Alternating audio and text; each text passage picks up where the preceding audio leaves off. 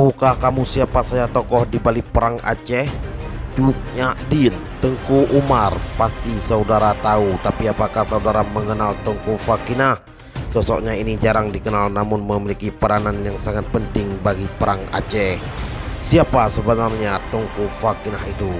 Jangan kemana, tetap bersama kami menyikapi tabir sejarah Aceh sampai ke dunia. Jangan lupa subscribe, like, dan share agar dunia lebih mengenal bumi Aceh.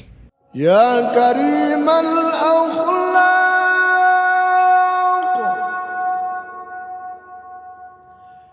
ya Rasulullah,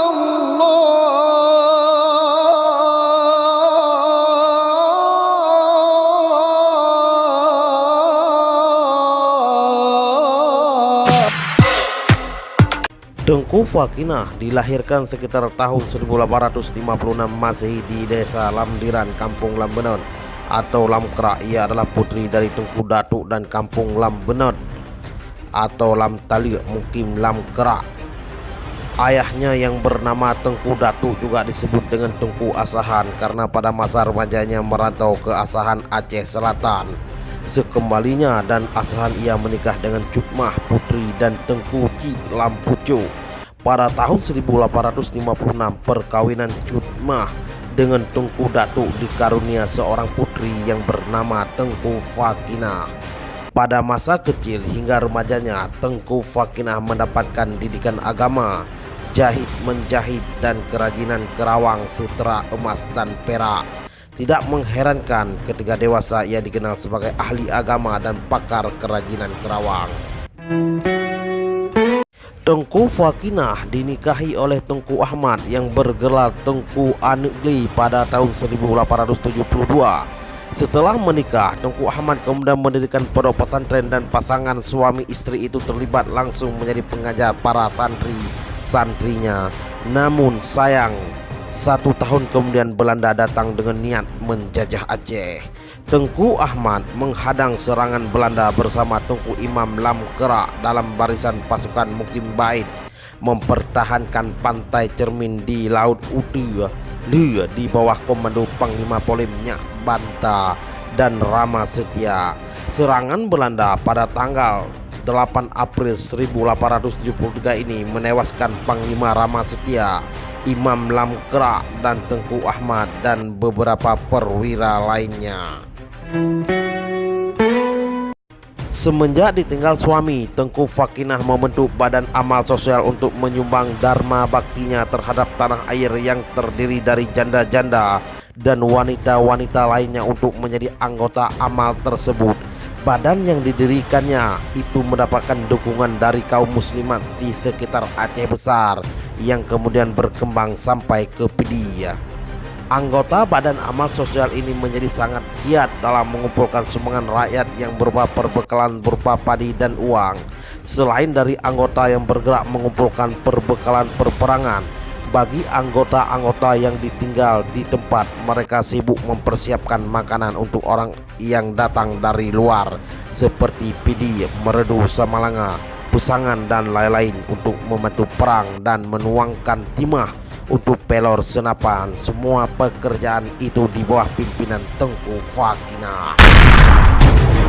Tengku Fakinah merupakan panglima perang melawan agresi Belanda.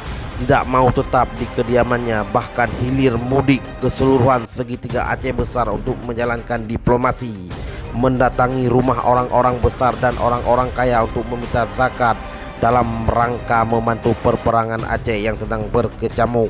Dan kegiatan yang dilakukannya itu memperoleh hasil yang lebih besar yang kemudian disalurkan sebagai biaya perperangan. Ketika musuh menguasai Kuta Raja atau Banda Aceh yang sekarang, maka pertahanan berpindah ke Kuta di Kuta Lambu, Pagar Ai atau Lung Bata. Maka dalam tahun 1883 pertahanan itu dapat dikuasai oleh musuh.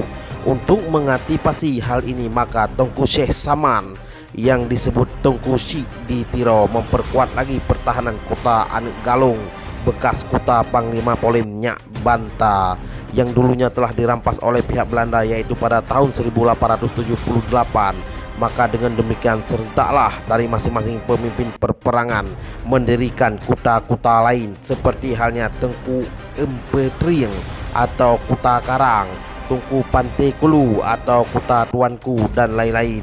Sementara itu di Lamkrak didirikan 4 buah kuta atau benteng pertahanan di bawah komando Tengku Fakinah yang masing-masing dipimpin oleh seorang komandan bawahan.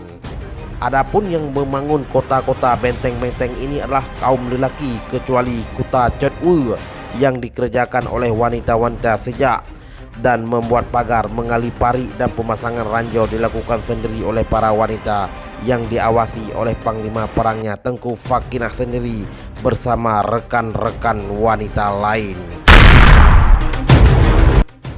Tengku Fakinah kawin kedua. Setelah selesai membangun kota Cetwu, maka atas mufakat orang-orang patut agar Tengku Fakinah panglima perang itu dijodohkan dengan Tengku Nyak Badai yang berasal dari Pidi, lepasan murid Tanoh Abe. Alasan untuk memperkawinkan Tengku Fakinah ini adalah karena seorang panglima perang wanita dalam siasat perang senantiasa harus bekerja sama dengan laki-laki yang sering melakukan musyawarah. Dalam pandangan masyarakat umum, tidak layak dalam suatu perundingan seorang wanita tidak didampingi oleh suaminya. Dengan demikian, Tengku Fakinah dapat menerima saran dari orang-orang tua ini. Maka dengan demikian perkawinan mereka dilangsungkan. Setelah perkawinan itu, maka Tengku Fakinah bertambah giat berusaha untuk mengumpulkan benda-benda perlengkapan persenjataan dan makanan untuk keperluan tentara pengikutnya. Namun dalam tahun 1896 suami kedua dia yaitu Tengku Nyak Badai tewas ketika diserbu oleh pasukan Belanda di bawah komandan Kolonel J. W. Stegford. Tengku Fakinah adalah satu pejuang perempuan Aceh yang pernah menantang Tengku Umar Johan Pahlawan untuk berperang. Penyebabnya adalah membelotnya Tengku Umar ke kubu Belanda. Peristiwa tersebut terjadi saat perperangan dengan Belanda. Tengku Ahmad syahid di medan perang. Merujuk catatan sejarah yang ditulis oleh Ali Hashim dalam bukunya Wanita Aceh dalam Pemerintahan dan Perperangan, disebutkan Tengku Fakinah pernah mengirim surat kepada Cut Nyak Dien. Saya harap kepada cutnya agar menyuruh suami cutnya Tengku Umar untuk memerangi wanita-wanita yang sudah siap menanti di Kuala Lamdiran atau maksudnya Resimen Fakinah, sehingga akan dikatakan orang bahwa dia adalah panglima yang berani, Johan Pahlawan seperti yang digelarkan oleh musuh kita Belanda. Isi surat ini membuat darah Cut Nyak Dien berdelir. Peringatan yang dikirim sahabatnya tersebut membuat Cut Nyak Dien berusaha menyadarkan kembali suaminya Tengku Umar. Lewat D.O. Karim, Cut Nyak Dien mengirim pesan kepada suaminya. Apalagi Pang Karim sampaikan kepada Tengku Umar bahwa Tengku Fakinah telah siap sedia menanti kedatangan Tengku Umar di Lamdiran. Sekarang barulah dinilai perjuanganmu cukup tinggi, pria lawan wanita, yang belum pernah terjadi pada masa nenek moyang kita. Kafir sendiri segan memerangi wanita. Karena itu Tengku didesak berbuat demikian. Sudah dahulu kuperingatkan, janganlah engkau menyusu pada-pada. Dalam tahun 1914 Tengku Fakinah berhasrat untuk menunaikan rukun kalima, yaitu naik haji. Sebelum dia berangkat terlebih dahulu mencari muhrimnya. Dengan demikian dia kawin dengan seorang yang bernama Ibrahim yang merupakan suaminya yang ketiga. Dalam bulan Juli 1915 dia berangkat menuju tanah suci Mekah. Di Mekah dia menumpang di rumah wakaf Aceh Jalan Kusha Syah yang diurus oleh Syekh Abdul Ghani yang berasal dari Aceh Besar. Selesai melaksanakan rukun haji, dia masih menetap di Mekah untuk menuntut ilmu pengetahuan sekaligus memperdalam ilmu fikih pada Tengku Syekh Muhammad Sa'ad yang berasal dari Pesangan. Kuliah yang diberikan oleh guru-gurunya dilakukan di dalam Masjidil Haram Mekah kepada murid-muridnya. Selama 3 tahun berada di Mekah untuk memperdalam ilmunya. Ketika memasuki tahun keempat di Mekah, suami dia yaitu Ibrahim meninggal dunia di Mekah. Maka pada tahun 1918 Tengku Fakinah kembali ke Aceh. Setibanya di Lamkrak disambut dengan meriah oleh murid-muridnya. Dan ketiga itu pula dia memimpin kembali pesantren yang selama ini ditinggalkan dan mengembangkan semua ilmu pengetahuan yang dituntut di Mekah kepada muridnya.